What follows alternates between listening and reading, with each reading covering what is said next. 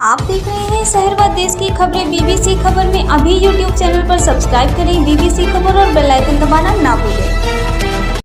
Sir, जिस तरीके से महामारी कोरोना पूरी तरीके से विश्वव्यापी हो चुकी है, उसके बारे में आप क्या कहना चाहेंगे? ये महामारी जो हिंदुस्तान में आया है, इसका प्रकोप दूसरे देशों से होते हुए जब हिंदुस्तान में पहुंचा है जी।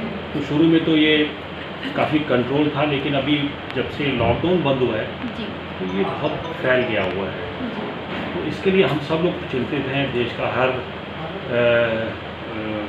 प्रवासी जो या निवासी यहाँ के लोग हैं, सब लोग बड़े चिंतित हैं इसको लेकर। तो हम सब लोगों की जिम्मेवारी बनती है कि हम इसमें जो प्रिकॉशंस ले कि हमको बाहर निकलना चाहिए, उन प्रिकॉशंस को हम सब लोग लें। और लोगों को जिस प्रकार से एक बारी पहले एक बीमारी आई थी, एड्स आई थी, तो उसके बचाव के जो रास्ते थे वो सिर्फ ये था कि हम अवेयर हों उस बीमारी के बारे में। तो इस बीमारी के साथ ये अवेयर हों और हम लोग बचाव करके चलें। जो हम लोगों को मास्क लगाना है या सैनिटाइज करना है, तो उसके साथ लेके चलेंगे तो उम्मीद करेंगे कि इस बीमारी पे हम कंट्रोल पा पाएंगे। सर, जिस तरीके से आप एक स्कूल की प्रिंसिपल हैं और इस काफ़ी मैं यहाँ का वो प्रबंधक है सर, जिस तरह से आप यहाँ के प्रबंधक हैं और छोटे छोटे किड्स आते हैं और बच्चे भी आते हैं, आप एक बच्चों को एजुकेशन की फील्ड पर आप कहीं ना कहीं कैरी ऑन करते हैं, तो क्या लगता है कि जो बीमारी है वो बच्चों के लिए ज़्यादा संक्रमित है कि किस तरह से आप व्यूज़ बच्चों को तो बहुत इसमें बचा के चलना है। जैसा आप सब लोगों को जानकारी होगी कि विद्यालय खोले नहीं जा रहे हैं, विद्यालय सब बंद है। विद्यालय से हम लोग सब लोग ऑनलाइन शिक्षा दे रहे हैं सब बच्चों को, और बच्चों के साथ में जो सावधानी बरतनी चाहिए, इसके लिए भी हम लोग अपने उनके पेरेंट्स को समय के ऊपर बात करते रहते हैं और हम लोग ऑनलाइन शिक्षा दे रहे हैं। और बच्चों के ऊपर तो ध्यान देना बहुत आवश्यक है ना, हमारा देश का भविष्य है, और उनको तो इस बीमारी से बचा के हम सब लोगों की जिम्मेवारी बनती है। सर, बच्चों से तो आप बहुत जुड़े हैं सर, स्कूल चला रहे हैं, तो ये मेरा क्वेश्चन ये है कि जैसे बच्चों को पेरेंट्स स्कूल में तो नहीं आने दे रहे हैं, लेकिन कहीं ना कहीं जब बाहर जाते हैं तो कहीं ना कहीं वो कहीं घुमाने के पर्पज़ से, कहीं शादी के पर्पज़ से ले जाते हुए दिखते हैं, तो इसके बारे में आप क्या कहना चाहेंगे? तो हम लोगों ने तो ये बात बोली है कि कोई भी कार्यक्रम जो लोग कर रहे हैं, अभी पीछे जो विवाह हुए थे उसमें भी सरकार ने भी बहुत रिस्ट्रिक्शंस करे हुए थे कि बहुत लिमिटेड लोग जा रहे हैं उसमें, और बच्चों को मना किया गया है कि किसी भी कार्यक्रम में ना जाएं, ना किसी के घर जाएं, ना किसी को अपने घर में बुलाएं।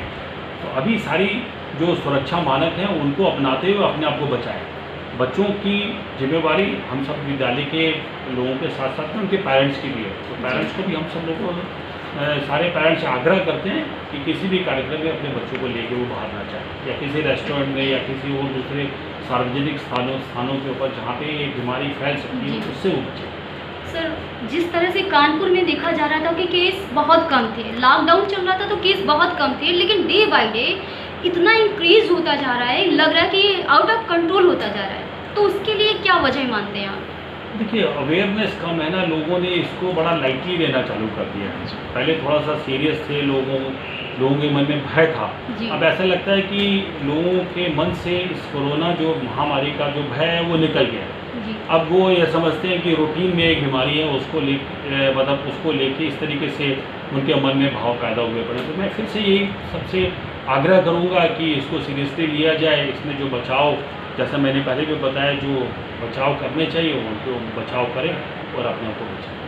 सर, जिस तरह रक्षाबंधन आ रहा है, तो रक्षाबंधन को लेकर के और बकरीद को लेकर के और साथ ही कोरोना को लेकर के जन जागरूकता और एक वेल विशिंग मतलब संदेश, सोशल संदेश क्या देना चाहेंगे आप?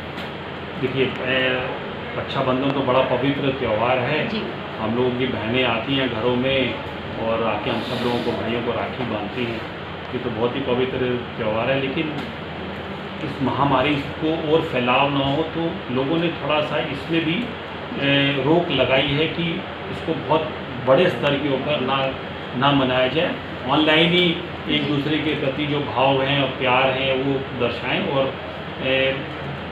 जो ये भी था कि अगर हम लोग ये राखियाँ बाहर भेज रहे हैं तो उसमें से भी लोग बचें, और बच भी रहे हैं। कई लोगों ने राखियाँ नहीं भी भेज रहे हैं, और कोशिश करें कि इस बारी उसको वर्चुअल जैसे हम लोग मीटिंग करते हैं उसी तरीके से वो अपना कार्यक्रम को बनाएं। मतलब सोशल डिस्टेंस का Social फुल distance। ख्याल रखें और साथ ही साथ जो जी। पूरी तरीके से एक दूसरा अगर जीवित रहा या कह सकते हैं कि जी। कोरोना काल से बच गया। हाँ, जीवित रहे तो आगे सारे कार्यक्रम बहुत अच्छे तरीके से मना सकते हैं। जी। तो इससे वो मोटो होना चाहिए कि इस बार अपने आप को बचाएं, फिर अगले वर्ष हम लोग ये सारे जो कार्यक्रम हैं, ये सब त्योहार हैं, जब तक उसको बहुत वैक्सीन धूमधाम से मनाएं। नहीं आ जाती हाँ, तब जब तक वैक्सीन आ जाएगी तो फिर उम्मीद करते हैं कि पूरा विश्व इस महामारी से बचेगा। एक साथ सभी त्योहार को एक साथ मिल करके एक ही दिन मना लेंगे। जी, एक ही दिन।